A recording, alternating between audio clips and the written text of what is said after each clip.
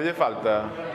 Home, falta moitas cousas. Eu penso que primeiro ter todo o predio en propiedade sería magnífico, pero non sei, supoño que o que máis faltará serán recursos económicos e recursos humanos, mas hai que recoñecer que os que hai están moi ben optimizados e hai que recoñecer que lle temos que agradecer ás persoas que están aquí no día a día, que é realmente importante, non os que colaboramos así puntualmente e que non acabamos de digamos, estreitar máis o compromiso por falta de tempo, por falta de disposición, pero, bon, supoño que sobre todo os recursos humanos. Por eso me parece que sería para convidar a todo o mundo que se integrase en todas as comisións e que traballasen máis no local. Máis activistas, máis persoas activistas, porque moitas veces ao final acabamos facendo traballo sempre a mesma xente, bueno, non sei, que penso que sería bon que participara, que entrara máis xente nova. Ten xente, pero está moi desperdigada, así que traballa en pouquiño. Que lle falta? Pois creo que lle falta moitos asociados e asociadas que deberán estar aquí e que o mellor teñen un pouco de medo, que se acheguen un pouco máis e sobre todo apoio exterior. Ou polo menos non a trancos. Iso é o que necesita. Así, contamos con o noso bar, libre como propio local de músicas e conversas en español, con o noso salón de atos, onde desenvolver un lacer alternativo mediante mostras culturais propias, as nosas danzas, músicas, conferencias, a presentacións de novos libros na nosa lingua, e tamén con a nosa biblioteca, o noso pequeno espazo para leitura e formación que pretendemos que ofereza, quen así o desexar, un reduto para o libre acceso á cultura, moito especialmente en galego-portugués. Eu levaba moito tempo así buscando algo que me atraíse, que me resultase un proxecto interesante no que participar. Pois a verdade é que me acheguei porque tiña ganas de aprender a tocar a pandeireta. Aquí había un grupo de xente que coñecía, pero moi tangencialmente, así moi de oídas e tal. E como aquí había clases e de paso coñecía alguén, acababa de chegar a Compostela, ademais, entón pareceume, non sei, que mellor aquí que noutro sitio. Pero pouquinho a pouco, a través de contactos persoais e de saber cal era a actividade que realizaban, porque se lles vía por todas partes, as actividades de Sentalla Pichel estaban en todos os sitios, pois foi cando decidín achegarme e empecé a colaborar. Empecé a coñecer a actividade da asociación e cheguei a acabarme implicando nela. Pois coñecímola fai bastantes anos, cando ainda non existía o local, por unhos cartaces que ofertaban cursos, e nós decidímonos polos cursos de baile que había no local de Agal, alá por Vite.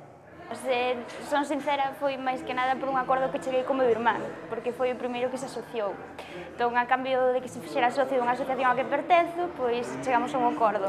Mais, sobre todo, por familiaridade, a partir del, e tamén porque empecé a morar aquí, xusto ao lado, e pensei que o que se facía aquí sí que me interesaba, sobre todo a nivel de dinamización cultural, de todas as actividades que se facían. O que ten de novidade é que normalmente se asocia a todos os espazos culturais a cuestións institucionais, vivimos aquí en Papá Estado e Mamá Xunta, entón, pois que a propia sociedade civil sexa capaz de crear un espazo desde a base, donde sexa multifacético, quer dizer que todo o mundo poda contribuir desde os seus intereses, sobre todo, a participar, pois creo que é algo moi importante. Sí, supoño que é o proxecto humano que hai detrás, non? E a ilusión da xente e o entusiasmo. E, por exemplo, o tema da biblioteca, porque sempre gostei moito dos libros, e pareceme que me brindades un espazo para falar dos libros de maneira crítica e vehicular, por exemplo, debates. Bueno, coñecí a xente que estaba comezando co proxecto, comentábanmo, desde sempre pensei que era necesario un proxecto así en Compostela. Xa o coñecían outras cidades como en Ferrol, como é o caso de Artabria. Coñecíao e parecíame moi ben e creía que era necesario repetilo ou adaptalo á nosa cidade. Polo movimento que vin, porque xa co proxecto botado a andar, parece un proxecto moi atractivo, con sabia renovada. A verdade é que despois de traballar en outros proxectos, pois apetecíame traballar en algo diferente, de corte cultural, vía que as propostas, as actividades que se lanzaban, pois que me parecían moi interesantes e un campo no que me gustaría aprender. Primeiro, porque coñecín a xente que andaba por aí, tamén por coincidencias, e outra porque xa algunha vez estivera, creo que foi a primeira edición da festa do 17, algún magusto tamén me coincidiu, e logo tamén porque eu vivía nesta rúa, e sigo a vivir nesta rúa. E nada, entón algúns sábados e algúns domingos vía moito movimento por este local e preguntei, que estás facendo?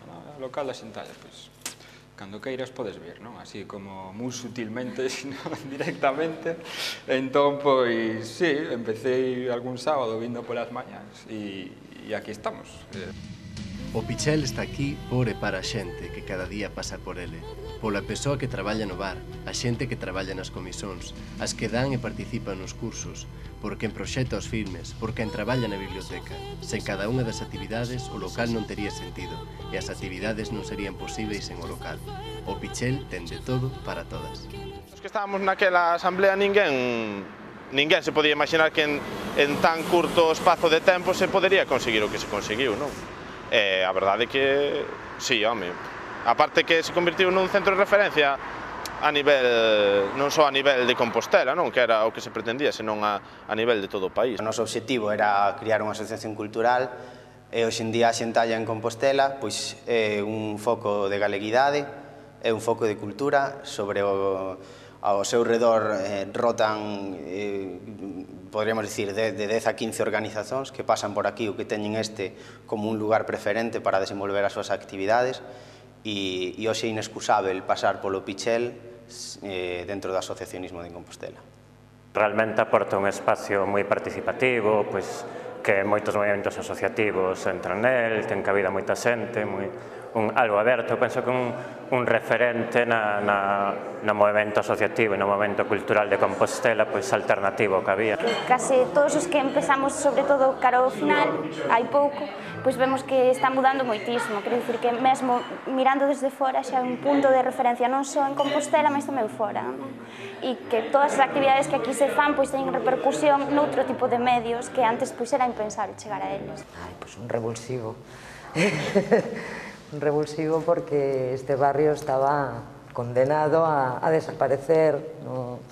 Aquí vive moita xente maior, inmóvil completamente para todo, e entonces, bueno, pois o feito de ter aquí o local, de que se fagan cousas, cursos, festas, jornadas, pois, inda que a xente do barrio vai entrando pouco a pouco, pois fai que veña xente de Santiago que rejuvenezca o ambiente de por aquí, e iso sempre é bueno. O que é claro é que dentro do que son as asociacións ou o activismo de base no tema lingüístico, cultural, ecoloxista e sobre todo na xente que digamos ten un pouco de conciencia nacional e ten un pouco claro que este país, pois penso que é cada vez un referente máis importante e máis a ter en conta. Unha che de cousas. O deste hai que entrar aquí e coñecelo e vivilo día a día, que ten moito encanto.